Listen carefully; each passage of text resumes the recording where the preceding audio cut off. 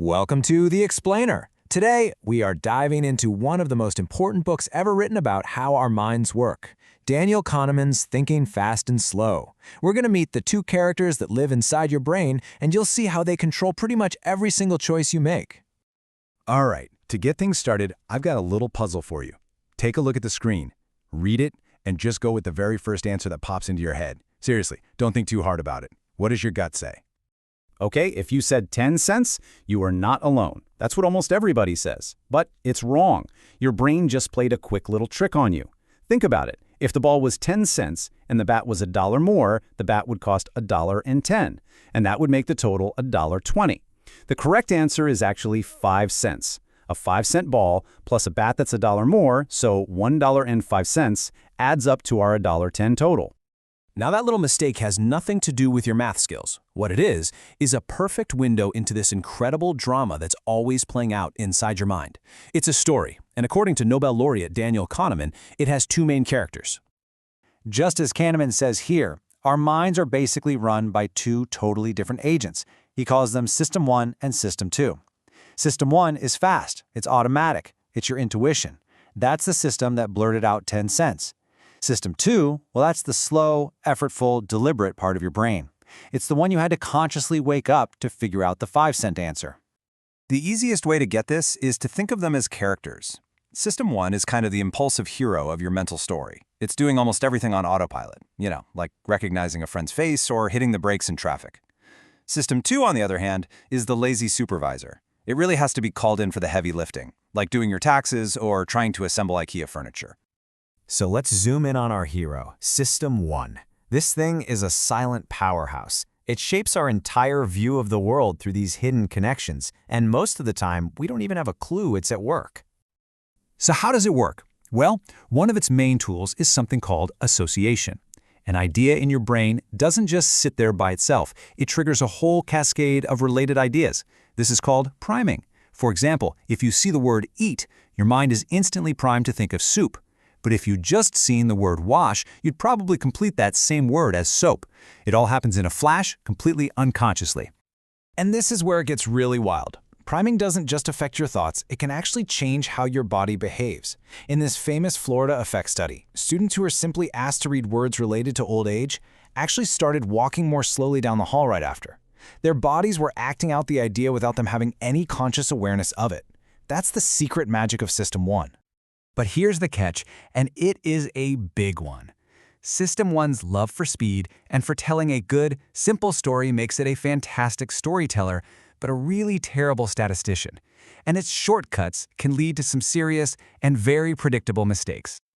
Okay, time for another one. Meet Linda. As you read this short description, your System 1 is going into overdrive, instantly creating this rich, coherent picture of who Linda is. You can probably imagine her, right? Now, based on that story that just popped into your head, which of these two scenarios feels more likely to you? A or B? Again, just go with your gut. It's pretty amazing, but in Kahneman's studies, a whopping 89% of people choose B. But just stop and think about it for a second. Logically, the group of all bank tellers has to be bigger than the much smaller group of bank tellers who are also active in the feminist movement. So A is, by definition, more probable.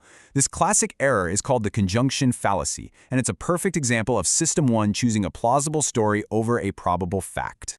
So why on earth do we make this mistake? It comes down to System 1's main rule of thumb, something Kahneman calls YSIATI. What you see is all there is. System 1 never asks, wait, what critical info am I missing here? No, it just takes the limited data it has, in this case the description of Linda, and builds the most coherent story it can, creating this powerful feeling of being right from totally incomplete evidence.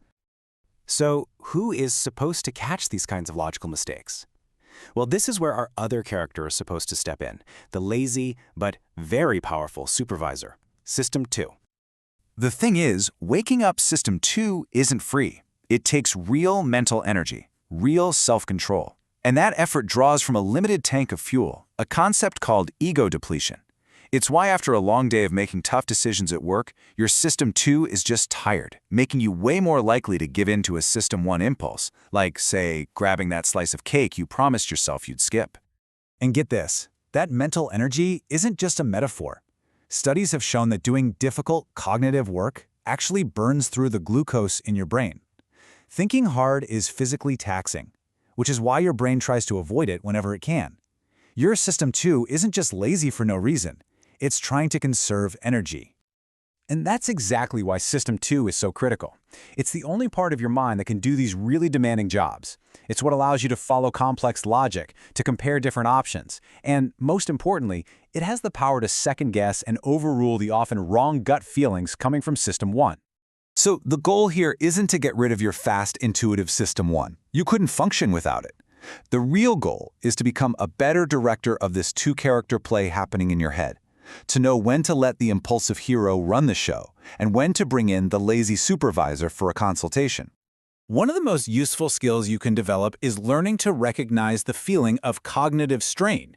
You know that feeling when a problem just feels difficult or unfamiliar, or when you know the stakes are really high? That is a built-in alarm bell. That feeling is your cue to slow down, to not trust the first easy answer from System 1, and to intentionally wake up your lazy supervisor. So it all boils down to this simple framework for making better decisions. First, recognize the moment.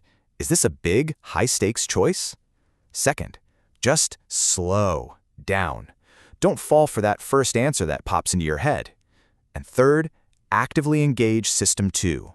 Ask that one simple but incredibly powerful question that System 1 never, ever asks. What am I not seeing here? Look, just understanding this inner drama between your impulsive hero and your lazy supervisor is the huge first step toward making wiser choices. So the next time you're facing a critical decision, you now know you have a choice about who you're going to put in charge.